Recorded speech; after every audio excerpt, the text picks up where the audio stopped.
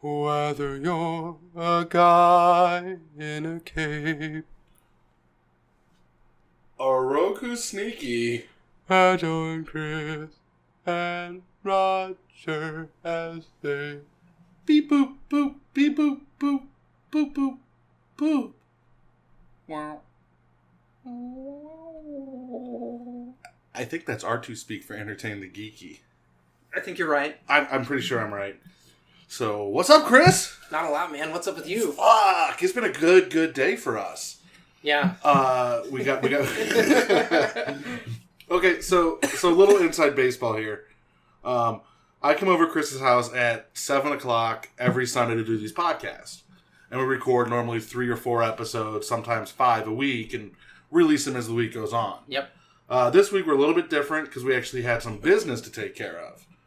Now, it is approximately 9:23 at night. Yeah. Means I've been here for 2.5 hours. Yep. Let's tell the listeners what we got accomplished tonight. So, I would say there was about 45 minutes that went into research. Would you say that much? I would say about 45 minutes of me sitting around and saying, fuck this computer. I mean, that happened too, but like we did some research as far as like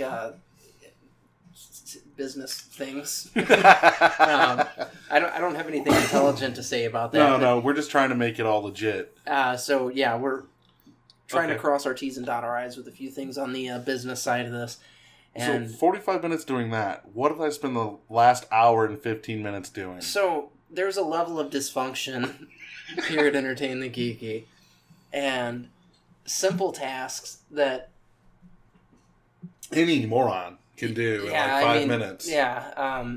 So we were designing business cards tonight for an hour and 15 minutes. And here's the problem with that. It wasn't that we were designing business cards. That took us like 10 minutes. Yeah. Like we got the design, we felt really cool with it, and then it was, oh, they charge too much money, let's try this other site. Yeah. And we're not even going to mention that other site because they done pissed me off. Yeah. Charging me $12 extra for round corners. I spent an hour dealing with this bullshit interface. Finally get it all figured out. We look at the price. We're good. And on the side it says round corners. Extra $12. So I try to take that off. Erases the whole thing. Everything. I was done. I was pissed. It was, that was unnerving, to say the least. Fucking guideline. Bull fuck this. God. Fuck. Shit. Well, no, it was like we had Tourette's that whole time. And a lot like doing the show, actually. Oh, yeah, because we're like, fuck, shit, dick. And I have designed business cards before. I know you have. It's very simple. It's not hard. It takes like 5 minutes. But yeah, this was not our thing, man. This was bad. Well, we do try to be pretty thoughtful with this. Like, you may not always hear that in the show because it's a bunch of profanity. Laced with some nerd banter. But, this was bad. Okay, yeah, no, this was really bad. This pretty much tops off my week of bad shit. Because I gotta tell you a story. Shoot. Alright, fuck it. So, I went to see this wonderful band called Here Come the Mummies. Yeah. Now, I don't know if you know about them or not, but they're a R&B funk soul band of an 8-man group, 8 to 12-man group, that play dressed as mummies. Yeah. Fucking amazing. Love this band. But me, Courtney, and her friend are going to see this show. And I'm outside Courtney's car smoking a cigarette. Mm-hmm. And Courtney turns to her friend Carrie and she goes, when I started dating him, I thought he might have been a serial killer. You? Me. Yeah, me. Huh. Talking about me. Which, my first response wasn't, what made you think I was a serial killer? It wasn't any of that. It was, hold on. You thought I was a serial killer and continued to date and then marry me. She thought you were a serial killer? Yes. Going into marriage? Well, when we first started dating, apparently that's what she thought. But she continued to date me. So what was it that cued her that you were a serial killer? She won't fucking tell me. And it's kind of annoying. I love you. Okay, I'm going to start this off with this. Okay. But you personally do not possess the level of organization that goes into being a serial killer. No, I would get caught so fucking fast. Well, yeah, because serial killers are meticulous. Very. They're very controlled with everything that they do. And I'm very fly by the seat of my pants, just handle problems as they come along type of person. Absolutely. Like, I could see me maybe like manslaughter or something like that, where it's a fit of rage and something happens, but But actual serial killer, that's a level that I just can't, of detail orientation I can't get into. Like, my prep notes for the show is like four little sentences. Talk about this, and this. Yeah. I don't go into detail about how I'm going to hide the rubber band I used to put my rubber glove on when I strangled this person. Well, no, like, I would be a bad serial killer, too. And I've actually, the people that I work with have told me that they think I'm a serial killer. And I'm like, have you seen my workspace? Like, I work in chaos. Like, to be fair, though, Mike Rodor did say that I was the most serial killer because I have 3 names. 3 first names. 2 first names and the last name. And then there's a third at the end. So that's like 3 names, like Henry. I totally lost track of where I was going there, but yeah, the 3 names are John Wayne Gacy. Yeah. Mm-hmm. I don't know why she thought this, though, and it really bothers me. Like, we went to the show on Thursday night, and for the past couple of days, I've been like, what makes you think I'm a serial killer? So much so that, like, I didn't want to yell at her all weekend. I didn't want to argue with her. You know, if anything... She thinks you're fucking plotting off her ass now. If anything happened, like, that normally I'd have been like, what the fuck, woman? I was like, okay, honey, that seems good. I don't know. You're so smart. You're so into it. You know everything. Yeah. No, what she thinks right now, because of how nice you're being, she thinks that you're plotting her murder. Shit, I found him out. I should have kept my fucking mouth shut. Should have kept her mouth shut, because now I'm worried about it, and I'm afraid maybe me worrying about it will take me down that road of being a fucking serial killer. That's what's going to push you off the edge. I don't know. Well, no, serial killers have a... have a trigger? Like, I've been watching Hannibal a lot, the TV show Hannibal this weekend. It's not just a trigger, though, but they have a certain type of person that they go after. It's always... yeah. They do. Yeah. I hate... There's a lot of people I hate. If I was a serial killer, though, it would definitely be hipsters, It's always sexual, too. Well, yeah, I do find hipster chicks hot. Yeah, but it's always... So you would kill hipster chicks. Yeah. Yeah. I think we figured out what my target is. Courtney, I think you're safe. I think you're safe, babe. You're not a hipster chick. I think you're safe. Though she does have hipster tendencies. Like what? She's only drinking strong. Beer. No. So she doesn't drink a lot, but when she does, it's always like rum and something, or something like that. But her canned beverage of choice. Tell me this isn't hipstery. Strongbow apple cider. It's a little hipstery, but like, God, this is so not geeky right now. I feel like craft beers are more hipster. Than PBR? PBR is pretty hipster. I feel like that was hipster a couple of years ago. I think now they've kind of migrated and they're like, does this beer have fruit in it? Okay. That sounds nice. Hold on. I think you can have hipster-ish craft beer, but I don't think you can throw all craft beer in with hipsters. Look, I had the best craft beer of my life a couple of weeks ago. And yeah, you did. Yeah, I mean, I didn't feel like a hipster drinking that. Well, holy fuck. I went to Total Wine yesterday before Fat Man Day. Yeah. And I was just walking around. The amount of fucking beer that is in the world will amaze you. Dude, it's a shit ton. Like, I've got a bottle that my buddy Paul Sullivan, what up, Paul, gave me called Goldendrach or something like that. It's done at a monastery. And, oh, no, I've heard... we were talking about this. Yeah, and the yeast is like 10,000 years old or something like that. Something like that. Like, this particular strain of yeast, they've been growing for Ever so long. And what runs this monastery is their beer proceeds. And they only make enough to run it. They don't make enough to profit. Yeah, but they've got like 4 different brands out there. It's more than just... But which leads to my question. How much is too much for beer? That's all going to run down to preference, man. Like, I saw one of those tall beers, 32-ounce beer. $40 fucking. No. I can't, it better suck my dick for $40 fucking. For $40, dude, it better make you piss gold. And that would hurt. Or piss more alcohol that I can drink and get drunk again. Well, I was actually thinking about that the other day because I had a couple of beers and I'm like, how convenient would it be if this was just straight beer coming out and things could go full circle? It could. Yeah, okay. All right. Fuck it. So that was... So, serial killer and beers was how we decided to start this week off. Yeah, that's it. That's it? That seems good? All right, bye, everybody. We're out. Deuces. It's over. No, man. So I do want to throw a shout out to Beast Escape Room. Promo code Geeky. Yeah, if you go to beastescaperoom.com, enter the promo code Geeky, they will. You get 20% off, dude. 20?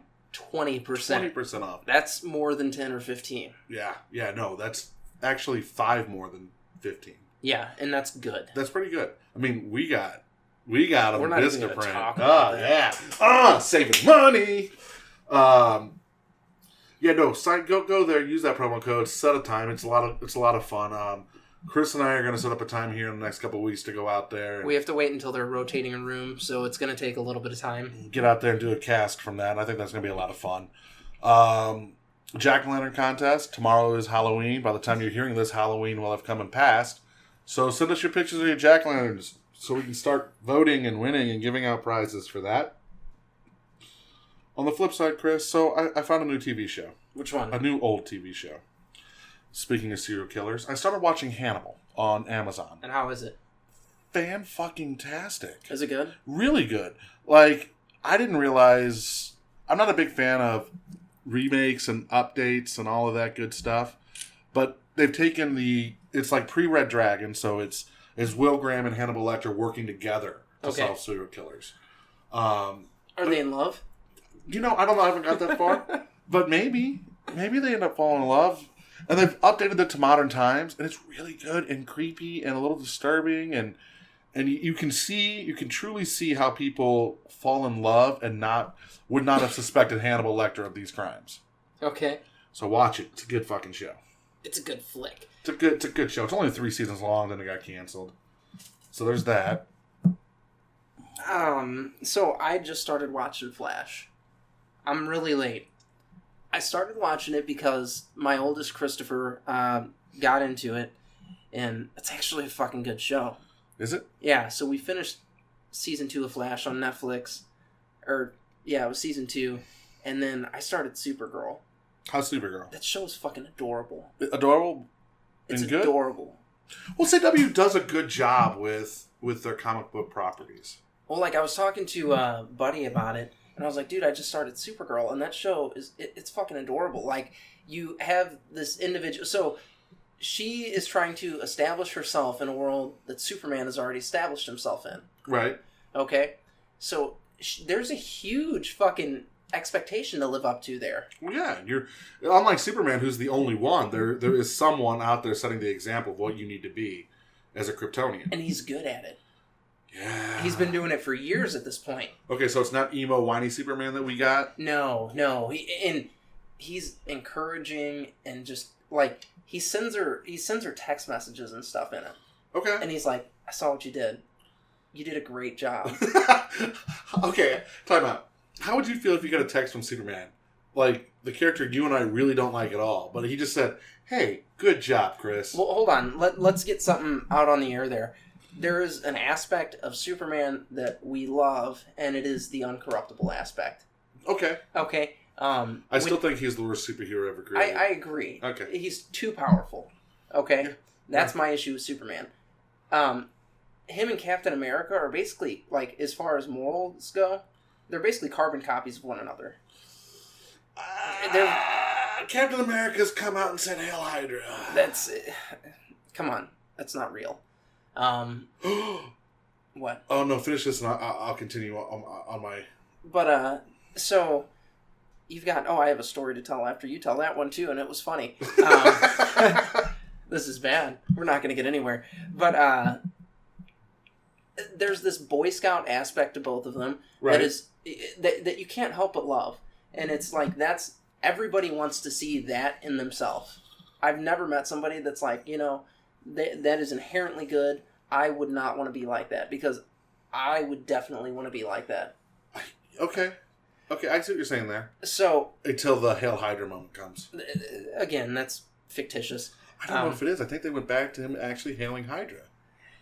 We're past that, I think, in the comics, and he's a good guy again. Is he? Yeah. Alright. Was it brainwashing? I don't know or care. They killed Bruce Banner. Yeah. Like, that was my big news, was they killed Bruce Banner. We'll see how long that lasts. I give it like 6 weeks. So... Like in Civil War II, there is a death in Civil War II, and it's not Captain America. It's the Hulk. There's a panel from one of the upcoming books in it, and that's fucking Miles Morales beating the shit out of Captain America. Why? Dude, I don't know. But then I read another panel, and I don't know if it's the same book or whatever, but it's Captain America telling, like, Miles Morales has his mask halfway up. And Captain America's like, listen, he's like, you put your fucking mask down, you soldier up, and you're going to keep pushing on because the world needs Spider-Man. Where's Peter Parker? Peter Parker's doing Spider-Man too. Like, it's obscene. Okay. It's obscene. Okay. How Peter Parker is still running his company. Like, I kind of wish when they brought Miles Morales on that Peter Parker would have stepped away from being Spider-Man and kind of taken over the mentor role. He's playing that role to an extent, but he also has a company that he's running. Right, but he doesn't need to be Spider-Man. Is what I'm saying. Put the mask away, get back with Mary Jane, pop out a bunch of spider babies, and live happily ever after. Someone else is taking the creed. Yeah. And your great power and great responsibility is teaching that kid how to do it. How to do what you've been doing for so many years. Well, and not just that, but you could definitely show him what not to do. Because one of the things that is lovable about Spider-Man and is relatable is you watch him make a lot of mistakes. Like, how awesome would it be if he was like, hey, you see that black goo? Don't touch that, Miles Morales. That's bad. Don't touch that. Been there, done that. Well, I mean, and Venom's coming back. Venom is coming back. He's getting out of space. But Venom's a good guy now. He's not going to be. He's really? leaving Flash. What? What's Flash going to do? Be legless again, I suppose. And the Flash Thompson Venom was amazing. Is fucking great. Yeah. It was really good. The entire run has been amazing. But do you think that the symbiote, so the Venom symbiote leaves Flash. Do you think that the symbiote's going to go to being bad again? Like, is it just... It is. Well, and this is one of the things that kind of pisses me off about that. When the symbiote goes and teams up with Guardians of the Galaxy and all that, Flash and the symbiote... Right. Okay. They go to do their thing. The symbiote likes Flash. It likes being on him. So why is it leaving? That's what I want to know. I'm like, if it likes being on him... You think Flash told it to go away? I don't know. You think maybe with the rebirth of Doc Ock, they found out magic legs for Flash and he no longer needs a Venom symbiote? Maybe. Maybe Professor X is going to lend him a wheelchair. Win him a wheelchair? That'd be all. Professor X is dead now, though. Cyclops fucking eye blasted his little bitch ass all over the place. Which is an interesting thing to think about. So X-Men now, they've lost Professor X 3 different times. Their leader now is getting ready to die. And I don't really know where X-Men's going to go from this. Maybe it is time we're going to get that awesome relaunch that we've been hoping for. It'd be interesting to see if that's the way Marvel goes.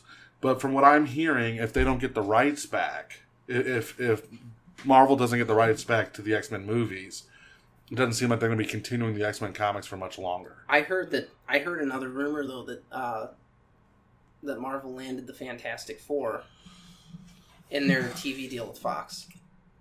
They got the Fantastic Four? The Fantastic Four. I don't care about Fantastic Four. I do. You put them in the MCU? That'd be good. That'd be good. I'm sorry, the first Fantastic Four movie was actually pretty good. It was a decent flick. Like, especially considering the fact the time it came out in comic book movies, they were just starting to take off the ground again. I don't know if Spider-Man had come out at that point or Spider-Man was getting ready to come out. It had come out. But yeah, I mean, that really was at the beginning. And that's a good movie for the beginning of what... No, it for what it is, it's very good. And I've actually had that conversation with a few people because they like to bash it. Rise of the Silver Surfer wasn't good. You can bash that all day long. But the first one was a good flick. You know, the third one we don't talk about. The third one was a reboot. Which we don't talk about. It failed. So you had a story to tell us? So, yeah, on this X-Men note, Tara and I go out last night, and it's the night before Halloween, or the Saturday before Halloween. Which means everyone's out drinking and partying. Everybody's out drinking, partying, dressed and up. Sluttied up. Sluttied up. So, we go to Main Street. We're walking around, just walking, people watching, okay? And we were like, we'll find us a bar to land at, and we'll chill there and have a few drinks. Okay. So, we find our bar, we sit down, we start having a couple of drinks, and this dude sees the back of my head, I guess, and my hair's down. I think he thought some girl was talking to Tara. You were a girl? Okay. Okay, so he walks up and starts talking to Tara about her shirt, which was a Thor shirt. And he's like, I like your shirt, blah, blah, blah. He pulls a gear out of his pocket. A gear, like a round gear? A round gear with an X-shaped spokes, with X-shaped spokes in it. Okay. Okay. And he's like, yeah, they gave me this at work tonight and said I'm the X-Man. Here. So, hold on. He was nerd hitting on Tara. Yeah, okay. Trying to. And I'm like, he was gone. And I'm like, all right, dude. I'm like, oh, they did. I'm like, why? And he's like, they won't tell me why. I'm like, maybe you're a mutant. Or maybe you're fired.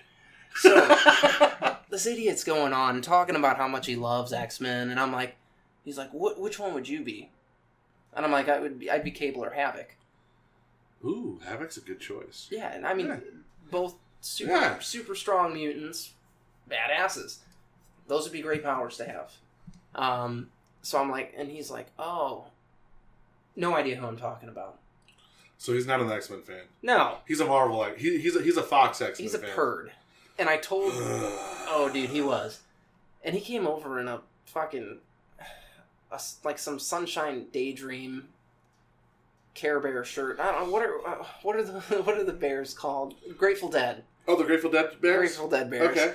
And I was annoyed by this guy anyway because he thought he was going to come up and hit on my girl because he thought I was a girl from behind. And then when I turned around, he changed his tone a little bit, because he's like, that's a dude.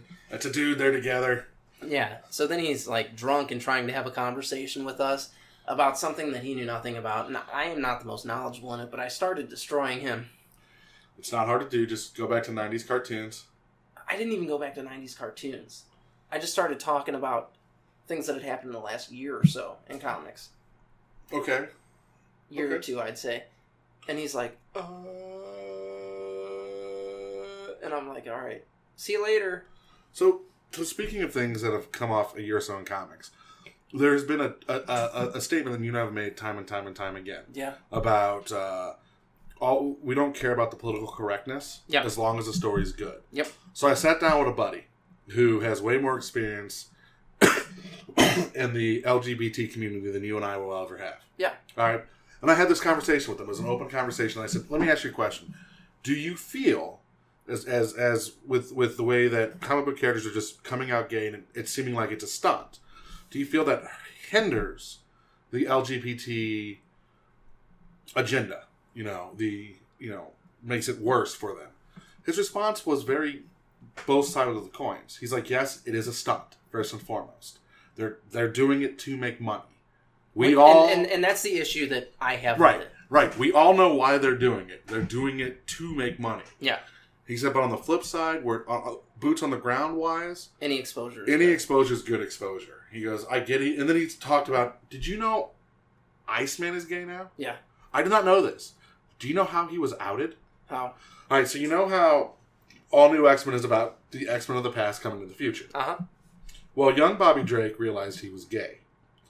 So old Bobby Drake sees young Bobby Drake as being gay and starts questioning himself. Which leads to a very interesting storyline if that's how they're going to go about it. If young Iceman's gay, am I gay? And you start questioning your sexuality and you develop a storyline over the next year or two and then you finally realize you're gay or straight. That would have been good storytelling. How they did it was Jean Grey read old Iceman's thoughts and went, you're gay, you've always been gay, just go be gay. And that was the end of it. She just cop out? Yeah, totally copped out. So he's the one that told me this story. He goes, that right there is the issue with it being a stunt. Because it's no longer about real life where you're questioning your sexuality and you're discovering yourself. It's, you're just gay and you're just not straight. About character development. Exactly. It's about selling a book. And he's like, while it's great that a main character of an X-Men title of a book that is all about diversity and celebrating diversity and showing how diverse cultures can come together for a common good. Yeah. Needed a gay character, needed a strong lead gay character. The way they chose to do that just totally was a cop-out and a bullshit move. Yeah, I mean, that's borderline distasteful. I don't think it's borderline. I think it's straight up distasteful and a slap in the face to all the men and women out there that have struggled with sexuality and their identity and trying to figure out where they want to be. Because, like I told him, I went, the common occurrence between the common ground that gay people have is the coming out. Yeah. You know, the hey, this is my coming out story. They can all get together and talk about that, and you know, that's common ground. Straight people don't have that. And this is what he said. He's like, straight people, you guys don't have that. And I went, hold on. But your opinion is that even straight people don't address their sexuality. That they don't think about it when they're younger. I go, it's a confusing time for everybody.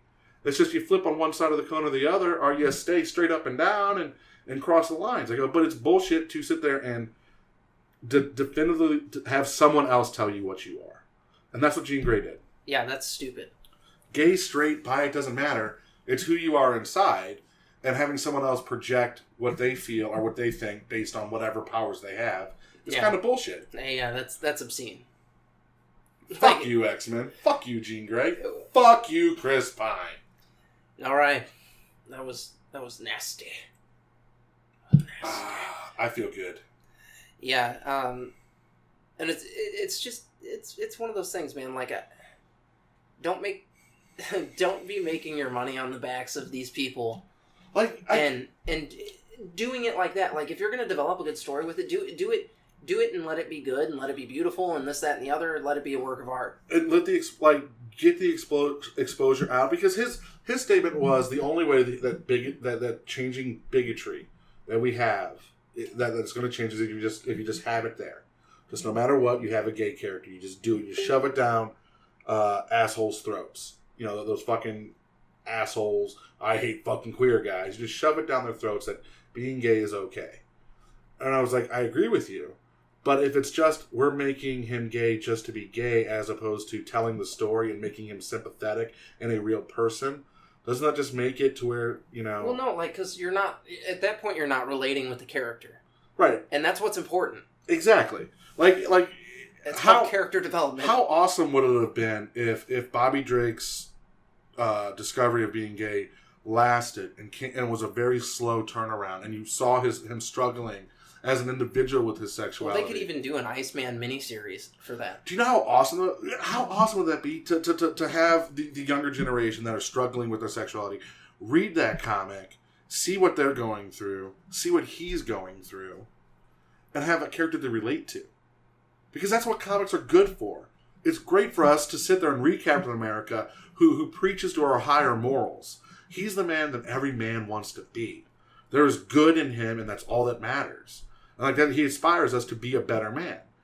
And that's really what we read these characters for, is the extreme examples of the personalities we want to have. And I feel that the gay community hasn't had that because it's been nothing but a stunt. There have been good gay characters. That's not what I'm saying. I'm not saying there haven't been good gay characters. It's just not been developed right. Yeah, it's just been oh, he's gay, oh, she's gay, oh, they're gay and getting married. There hasn't been that struggle with sexuality up and coming. There hasn't been that story of coming out to your parents and your friends and the fear that comes with that. And I think that would be a very powerful way to tell a story. I can completely agree with that. Especially in this world that we live in now. Well, and one of the things that I guess drives me crazy about it is it's when you're reading one of these books, it's not even about that. No, it's about them making money. Well, no. I mean, I'm talking about like when you're reading a book or a story, you're reading to see resolution. Yes. And I guess we're really just kind of poking a dead horse here because there's no resolution for that character. No, but the resolution is that character moves on and accepts who they are. At the end, like, I'm gay, no, I'm straight. Well, that's what I'm saying, like how it is now. Right. But like, how it is now, it's saying this is what you are. Right. You're welcome. Yeah, no, don't cop that out like that. If you're going to make the character gay, do it right. We should live in a world where it doesn't matter. I agree wholeheartedly. Gay, straight, bi, whatever. It shouldn't matter, your sexual preference, because you only spend 10% of your time actually having sex, and the other 50% of the time of your life you're trying to get laid. So it doesn't matter if you're gay or straight. We're all doing. So there's only 60% of our time. Right. The other 40% we're sleeping and working. So it's actually the act of having sex takes up a very small amount of our time. It's a very small part of us. Yeah. And we blow it up to a big thing that is bigger than it should be. But if that's the society we live in, great. Then make that story true. Don't just be I'm gay, because we don't live in that world. We live in the world of fear and uncertainty, and that needs to come out. Let the young gay readers have someone to look up to. And it's great if you have a gay superhero. I mean, even if you're a straight reader reading that might lend you a level of tolerance. Exactly. To somebody that's different from you that you need. Yeah, you want to stop bigotry to show the struggles. Well, and, like, that's the thing. It's not... One of my biggest problems with all of this is it's what people are teaching their kids in the home. Like, it's your home life. Right. So, if you want to make a real, profound difference here, have a loving home life, teach your family to love everybody, and, like, that's what you need to do. Right, but on the flip side... It's not, like, this is, I guess, it shouldn't be a comic book's job, or the government's job, or anything like that. It's not the comic book's job to do this, but I'm saying it is the comic book's, it is the author's and the publisher's responsibility to give us three-dimensional characters. No, if you're gonna do it right. Do it right. I completely agree with you. And I'm fine, here's the thing, I'm okay with saying, oh, fucking Spider-Man's gay. I'm okay with this, and he can just be like, I'm gay, and not have that big dramatic storyline, as long as you're showing that somewhere else. You know, you should have a strong gay character where coming out's not a big deal, he's just gay. Fine. But where's the flip side of the coin? Where's the flip side of a character struggling with his sexuality and all of that? We don't have that, and you drop the ball with Bobby Drake. Well, see, I want to write a comic with a gay character. I know you do. Fuck it. I think that's the... someone needs to, because... It just needs to be done right, and, like... No one's done it right. Like, DC's dropped the ball, too. Like, the new Green Lantern's gay. But he's had kids, they just retconned them out of existence, and it's not that he's, like... He's just now gay. There was no story. There was no... He's just, I'm gay. Fine. Great. Where was the realization that you're gay? Where is that story? Yeah. Make the character three-dimensional. I get that we assume that in our society that everyone we meet is straight until we have evidence to the otherwise. And if you want to make it to where being gay is not a big deal, do it like Star Trek Beyond did with Sulu. Which is Sulu walked up, met his partner, they hugged, and they went about their day. Yeah. There was no I'm gay. There was just like, okay, we know what's going on. That's perfect. Fine. But if you're going to make it a point to drive storylines home that a character's gay, show what they went through. Yeah, do it right. Fuck, now I'm pissed again. Fuck you, Chris Pine. And on that note, guys, like us on Facebook. We are Entertain the Geeky. Follow us on Twitter at Entertaining Geeky. Go to Instagram. Entertain the Geeky is there, guys. And we're on YouTube, and you can listen to episodes on YouTube.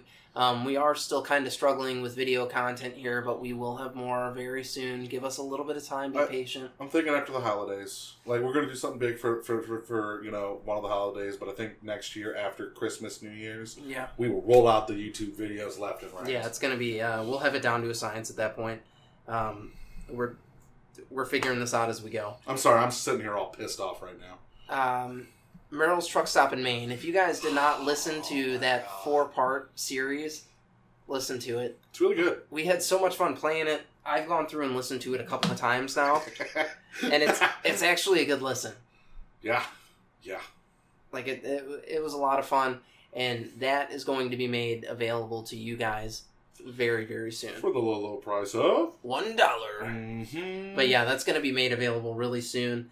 And we are going to be hosting a couple of events for that. A couple of events for that. There you go. In the upcoming future. Yeah. So guys, on that note, you want to take them out? Stay geeky. Bye.